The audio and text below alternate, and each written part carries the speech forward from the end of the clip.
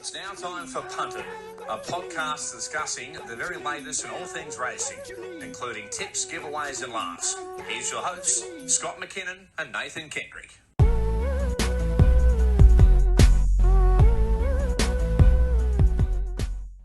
Welcome back, everybody, to another episode of the Punted podcast. Scotty, we've got a special guest again this week.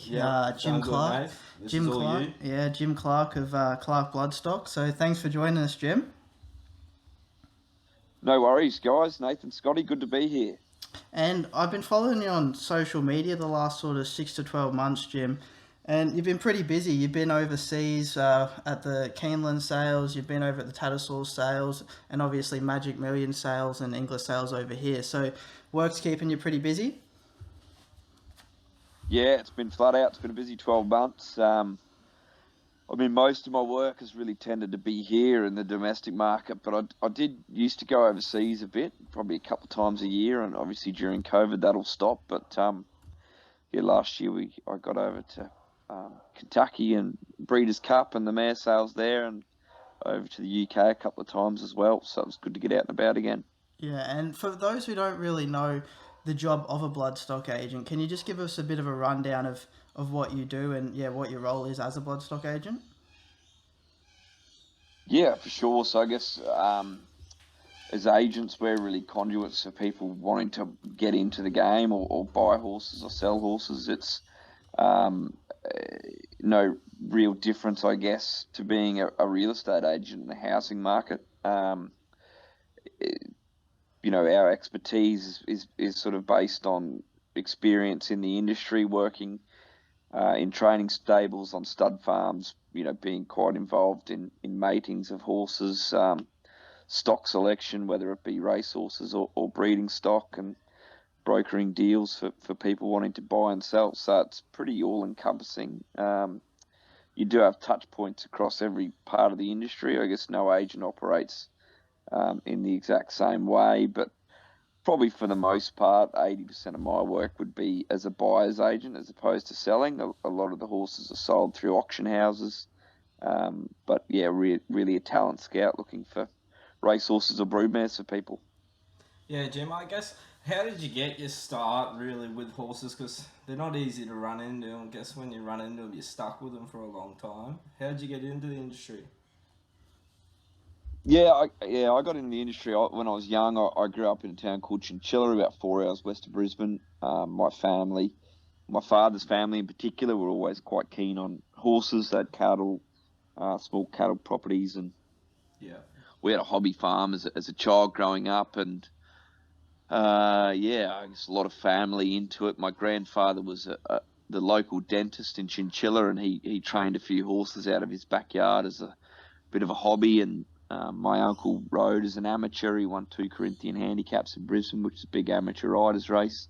And my father used to do a lot of riding himself, and polo cross and various horse sports, and did a lot of the breaking in my grandfather's race horses. So when I was growing up, we had ponies and things and did a lot of riding. And I guess my father was pretty keen on the breeding side of the industry, and we often had 1 or 2 broodmares and that lower level broodmares, and just bred to race mainly on the country circuit. But I loved it. I loved horses. I loved riding, and got into racing in a pretty big way just as a fan, and going to the races through my high school years. And then when I was at university, I rode track work for a trainer in Brisbane, who's now training back at the Sunshine Coast, a guy called Sean Dwyer. And did you?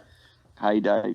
Yeah, so that was my first ever job, really, in the industry, was mucking out stables for Sean in the mornings and strapping horses on the weekends. And at the time, he was flying. He had Regimental Gal, won a Magic Millions. He had a good horse called a Tarpy that I think started favourite at Doomben 10,000. And Pacific Dance, I think was his name, in a Melbourne Cup. So he was one of the top trainers in Brisbane at the time, and he really gave me my start. And I loved it and just kept working in it, and did that during my university days, and then just stayed in the game. Yeah, so I was going to say, how did you go from sort of that point of riding track work? Because I know you have a law degree under your belt as well, which was sort of a prerequisite to doing the Godolphin Flying Start. So what made you sort of steer away from the horses in the early sort of teenage years after finishing school and go that route of potentially being a lawyer? Well, I guess I was at boarding school in Brisbane and loved it. Loved boarding in particular, but probably was always going to do something at university. I didn't really know what. I started off doing a science degree. Actually, did that for a year and had sort of thoughts of trying to do vet science, but my grades weren't good enough from memory, and I ended up putting law down as my second option. After my first year of uni, and didn't have any real passion for the law, to be honest. I really did it as a means to an end to get a piece of paper under my name and use it as a launch pad to getting into horses. But probably from my last year at high school, the Godolphin Flying Start program, which is now a very well established and well recognised course, that was in its infancy, and Henry Field, who now runs Newgate Stud, and a guy like Francis Graffard, who's a really successful trainer in France, actually trained Very Elegant when she went over there. So these guys were on the Flying Star course, and I saw it advertised, and it's basically like doing an MBA in horse racing and horse breeding, and it was advertised in the Australian newspaper, and it was something that really piqued my interest as a sort of 17-year-old, 18-year-old wanting to get into the game, and I could tell you needed some experience in the industry and really a tertiary qualification to be a chance. So I kind of set my heart on doing that, and just worked towards it through uni and my early jobs, and was lucky enough to get a spot on it several years later. What was the experience like, Jim, in that Godolphin? It looks unreal. Was it a great experience for you? Yeah, it's amazing. I mean, it's it's really, and I've been very involved with it since I finished the course as well, when I subsequently worked for Godolphin. But it's really is a life-changing thing. I think Sheikh Mohammed's the biggest owner, the biggest breeder worldwide in our industry, and he's had phenomenal success all over the world in breeding and in racing. But I think there's no doubt in my mind that the Flying Start program will be the biggest legacy that he leaves our industry in the long term, because the opportunity that he gives people every year to do this course is it's unrivaled. It's an expensive scholarship. You travel the world 2 years. You work on Sheikh Mohammed's farms in the mornings. Hands-on practical work with horses, and then the afternoons you have lectures and complete academic modules on all facets of the industry, and you get to see and do a bit of everything. You don't become an expert in anything, but you get to try everything out and get a baseline understanding of equine reproduction all the way through to anatomy, physiology of racehorses. So it's pretty all-encompassing program and a great launch pad for many young people's careers. Yeah, definitely. Well, we've seen, I think, Adrian Botts, one of the previous alumni from that program, as well as Jack Bruce, and obviously they've gone into the training ranks. Was there any sort of ambition or anything along those lines to be a trainer for you, Jim? Yeah, so Body was a year above me, and Jack came a couple of years after me. And the one thing about the course, I said, you come out of it, it's like a 2-year intense management training program where you touch on everything, but you're not a master of anything. And it's probably you're under a lot of pressure to find a job, because you basically get paid a living allowance on the course. You don't earn any money though, so you always finish it without a 2 bob to rub together, and you're desperate to find a paying job to start paying off your debts. But when I finished, I had 2 opportunities. I was offered a job selling nominations for Darley in Victoria, but at the same time, I met Björn Baker, and Björn had only just finished his first year of training in Sydney. He'd had a few years under his belt as a partner of Murray's in New Zealand, but he'd started to kick a few goals in his first 12 months training in Sydney, and he wanted someone to come in and essentially just be a right-hand man and work in the stables on the ground with the horses, get involved in jockey bookings, race programmings, going to sales, selling shares, social media. It was really a bit of everything, and that really appealed to me. And fortunately, I took that job and things went well. You know, we had unencumbered in the first year, won the Magic Millions, and it kind of just built from there. We ended up with sort of 65 horses in training a couple of years later. And I guess during that time, you know, I'd really chosen to go down the racing or training path, I guess, in the industry. You know, I loved that side of it. And that was probably the direction I was headed in. But you never really know kind of what's around the corner. We had sort of 3 or 4 years. I had 3 or 4 years with Björn, my wife. She works, and certainly not in horse, in a completely different industry, in the finance industry. And she got asked to go to London for her job. And you know, my first reaction was that there's nothing for me to do in London, but it was a great opportunity for her. So. We moved over to London for a few years, and that was probably a bit of a turning point for me in terms of whether I was going to train or not, because I got out of that, you know, hands-on, stable environment every morning for a few years. And, by the time I came back around to Australia, I'd taken a different path. Yeah, so what sort of, from that, obviously that trip overseas to England, so what sort of triggered in your mind that the Bloodstock route was the way you wanted to go? When I did get to England, I got a job with Godolphin, and you know, it was certainly helpful having done that Flying Star course. But I knew the people, not well, but I knew, you know, some of the management staff there. I ended up getting a role.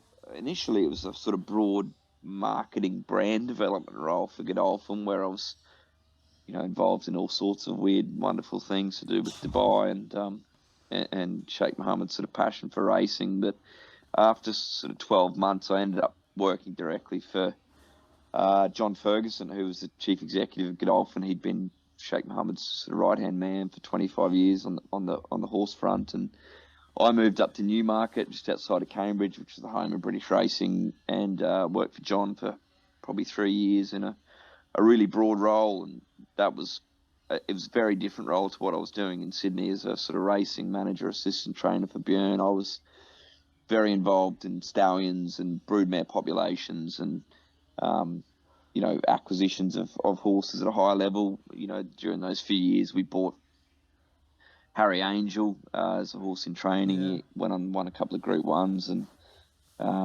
Ribchester, and a number of really good racehorses that we bought privately. But we also bought stallions to stand under the Dali banner. We were, you know, mares, populations moving around between Europe and Japan and Europe and Australia, and was very involved in sending a number of tried horses out here. Villiers came out and won a Group 1, and a horse called Best of Days won a Group 1, and a horse called Home of the Brave came out and won a Group 2. So we had, you know, I was involved in a bit of everything, and it was a global role, and I was on a plane most weeks. But it was certainly out of the hands-on horsemanship, more into a bloodstock management kind of space. And that's the path I've ended up going down.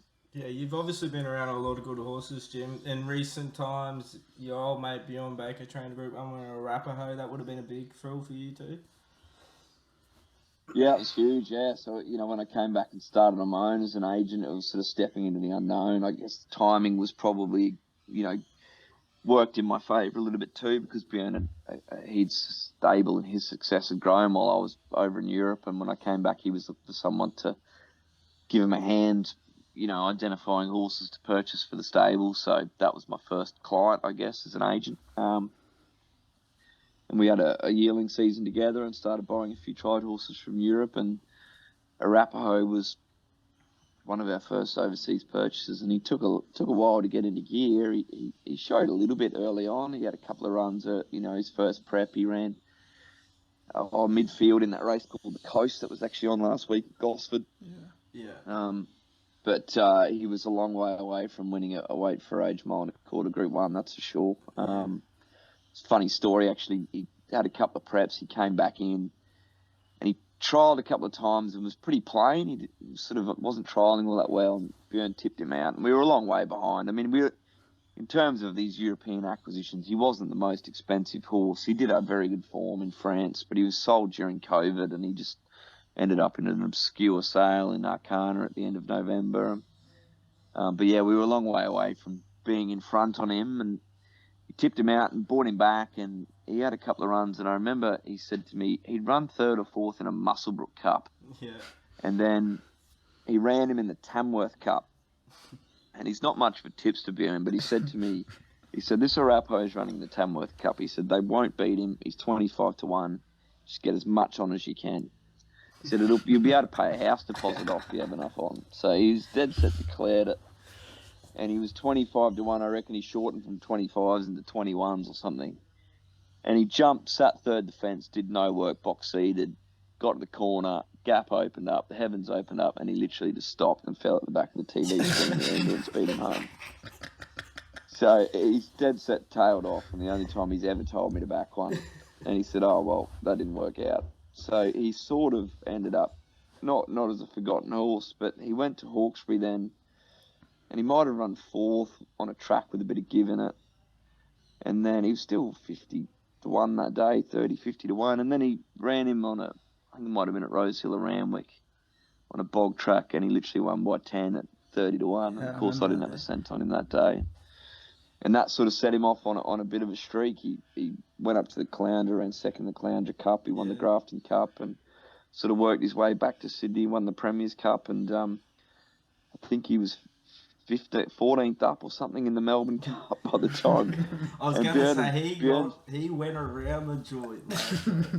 He was a war horse. I think Bjorn figured out that after they'd gone 200 metres in the Melbourne Cup, he'd run 30 Ks for the prep. And Bjorn joked to me after it. He said, I reckon I just left him half a run short. So, And he's on a Melbourne Cup campaign this year as well too. Look, he's probably, like after the Tancred, he was in the market for the Sydney Cup. He was probably 12 or 13-1, and he got a gun run. He was the last horse off the bridle. He looked the winner on the corner, but he just doesn't get a strong 2 miles. His best trip, I think, is 2,400, like even 2,000. But, he just doesn't quite see out that last bit, the 2 mile race. So he drew a bad gate in the Melbourne Cup, and he was, 100-1, and they paid prize money down to 12th. And I think Bjorn essentially rode him to run 12th or to run as best as he possibly could. And he ran 11th, so it worked out all right. But, I think the Sydney Cup, in my view anyway, and I think Bjorn would agree, 2 miles probably sees him out. So his aim's going to be the Caulfield Cup, and he'll just work back from that. No, that'll be a nice race for him. On the sales sort of side of things, Jim, like you have the sales that you attend, Magic Millions, Inglis, all those sort of sales, but where do you start from a Bloodstock point of view? Obviously, the January sale at Gold Coast for Magic Millions, there's 1,000 odd horses in the catalogue. So where do you start from that point of view? Yeah, so it does vary sale to sale. A lot of my work is in the yearling market. Bjorn's obviously a big client. I've done quite a bit of work for Stewie, as you know, Nath. Yeah. And, then I've got some clients that own horses themselves outright as well. But what the yearling market, Magic Millions, the major yearling sales, so if you look at Magic Millions, Karaka, Classic, Premier and Easter, I would tend to look at every horse in those sales. So the Magic Millions, for example, 1,000 horses catalogued, 800 on in book one. I'd start in the second week of December on the farms in the Hunter Valley and up in Queensland and look at as many as I can. And by the time the horses get to the complex in early January, 10 days out from the sale, I've probably seen maybe 2/3 of them. Yeah. And then the ones that I haven't seen, look at them and then go through in second looks and third looks and so on. And really from the 1st of January onwards, it's flat out. You finish at the Gold Coast, you're on a plane, you go straight to the Hunter Valley to look at as many classic horses as you can on the farms, and then from there you go to New Zealand for the New Zealand sale, you come back and go to the classic sale. I tend to go to Perth as well. Then you roll into Melbourne and back up to Gold Coast for the March sale, back down to Easter. So it's a bit of a roller coaster those first 4 months. You're just literally looking at horses pretty much all day, every day. But yeah, that's the yearling markets is probably the focus of my time and attention, certainly for the first half of the year, first 4 months of the year. Yeah, I guess with it slowing down for the year now, after all the big sales are basically over now, what you got to do in the spare time, Jim? You got any hobbies or? Yeah, well, we're over yearling sales, but broodmare sales and weanling sales are in the thick of that at the moment. So that doesn't really finish until early June. So I head down to the Gold Coast next week, start looking at weanlings. After that, it certainly quietens down a lot. And when I do have a bit of spare time, I like to play a bit of golf. I'm a hack. I've got a handicap of about 28 on a good day. But yeah, I enjoy getting out there and just getting in the fresh air and cruising around and hitting some balls. So that's a bit of fun. I've got 2 young kids. They keep me pretty occupied as well when I am home. So yeah, between those 2 things, it's still pretty busy. And you've spent up in the last sort of 6 to 12 months, Jim. Have you got any horses that you've bought over that period of time that you're really looking forward to seeing at the races? Ooh, that's an interesting one. You put me on the spot there. I've got a few nice horses that are up and trialling and ready to go. We've got a horse running in it's called the Spirit of Boom Classic on Saturday up here in Brisbane. A horse called Thunder Lips. He's a Zoo Star colt, and he won in debut and was second to Dipsy Doodle in Sydney last Saturday. Got a nice pariah colt of all things that's trialled very well in Sydney. A horse called Joey Dior. So he's not too far off making his debut. We bought a nice filly, she's a mare now, in Europe last year for a Queensland-based client. She's with Steve O'Day and Matt Hoysted. She's an older mare that's got a bit of black type on her pedigree already. She's about to kind of kick off into the trials in the next few weeks. Her name's Show of Stars. So, yeah, there's Plenty to look forward to. Nice horses coming out, in the next little while, hopefully. Yeah, no, that's awesome. And we did a little bit of a post on our Instagram just to see if people had some questions for you as well, because we've sort of had trainers and jockeys and those sort of guests on. But what would you narrow it down to for buying a horse? What would be the 3 things you narrow it down to that you look at? Budget's a starting point, really. There's no point looking at a colt that's going to make $500,000 and you've got a budget of 100, right? So budget's probably the first thing. There's always a big debate between pedigree and physique and what's more important. My answer to that is very much dependent on the client, what they're looking for. If you're looking for a filly that you want to breed from down the track, then you've probably got to put a bit more emphasis on pedigree. If you just want a horse that you think can go and win a race or win races or be a good racehorse, then you can probably emphasise type a little bit more. Probably the biggest mistake I made looking back in my first year was, I probably just put too much emphasis on physique and not enough emphasis on pedigree. And I bought a lot of very, very good looking horses that were extremely slow.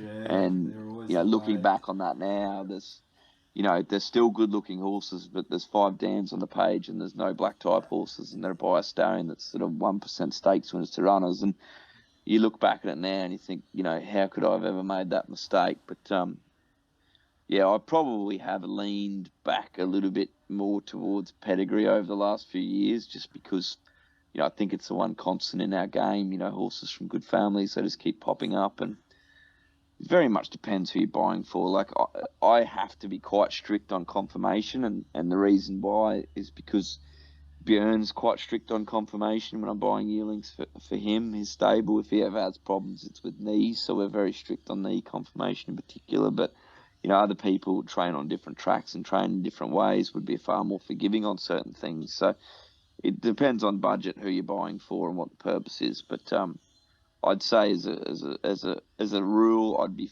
putting 50% emphasis on pedigree and 50% emphasis on physique. And what is your favourite, probably stallion, broodmare stallion, or even first season stallions coming through? Have you got any favourites at the moment? My favourite stallion, I think, So You Think. He's, the thing I love about him, he's had Group 1 winners from 1,200 metres to 2 miles.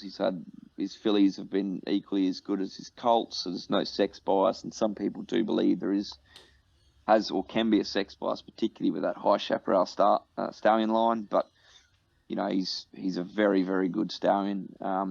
I find them to be very good value in the yearling market because they don't Need a tend to bit of get time. the Yeah. big. Yeah, they're not always the big, sexy, good-looking, strong, close-coupled, sprinting 2-year-old types that they like here. You know, if you're prepared to buy them and look at them as a 3-year-old, you know, miler, then you can get really good value buying one of his progeny, in my view. I've had good luck with him. So he's of the proven brigade. He's the one that I'm most keen on.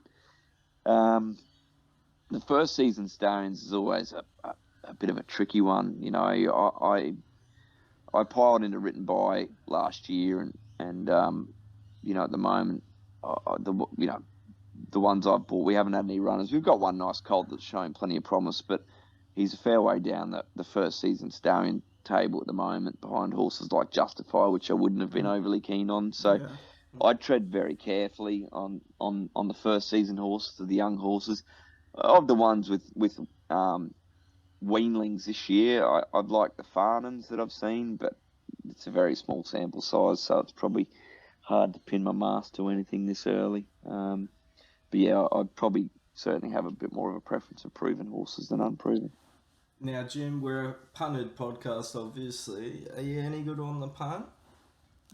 I'm shocking. Like, I'm worse than Björn. I am. Yeah. I'm just. I can't look at it objectively, to be honest with you. It's Björn's got money coming I'm out really his ears biased. after the Quokka. Coming After the out Clarke, his ears. yeah. He would have a big Trust night me. that night. Jeez. He's dropped a fair bit on the ground over the years too, I can tell you. But no, I'm not. I enjoy it. I like having a bet when I go to the races, but I tend to bet on, I bet with my heart, not with my head, if that makes sense. I'm a bit the same. If I think there's something I've bought that's got a chance, I'll back it, and usually the market will be telling the story and they run accordingly. But it's not something I would profess to be any expert on, that's for sure. Yeah, so Jim, on that note, have you got anything that you can put a little bit of a tip forward for this weekend for the punters listening? Obviously, you mentioned that one of Bjorn's in the Spirit of Boom Classic. Is it a decent chance? Look, he's definitely a chance. He's shown good talent. He's obviously only had the 2 runs. He was probably a touch unlucky not to really be closer the day he was second behind Dipsy Doodle. He jumped really well. Rachel elected to kind of give up the lead and looked to drop a rein, or he just ducked out in the last 50 metres. So he's probably could have finished a touch closer to the winner that day. I would have liked him to draw a softer gate on Saturday. He's drawn 9 of 11. If he'd drawn inside 5, I'd be a bit more confident. And look, it's a decent race too, but Josh Parr riding Saturday. I think he's 7-1. I think in the opening of the market, I'd say that's probably his right price. I can't see him really shortening off that quote. There's some pretty nice horses in it. O'Day's horse, App and Girls, obviously smart. 2 from 2 and looks pretty promising. And the horse that actually finished behind Thunderlips in Sydney the other day, Ducasse, is a nice trapeze artist colt that got back and ran on, and a few other Snowden horses. He's got a couple of runners in the race, so it's not going to be easy. I'm not confident he's going to go and towel them up by any means, but I do expect him to run pretty well. Just would have preferred him to have a slightly softer gait. Yeah, for sure. Well, thanks for coming on, Jim. All the best for the rest of the year. Good luck with that Caulfield Cup. Go Arapaho. But thanks for coming on the podcast. Thanks, Jim.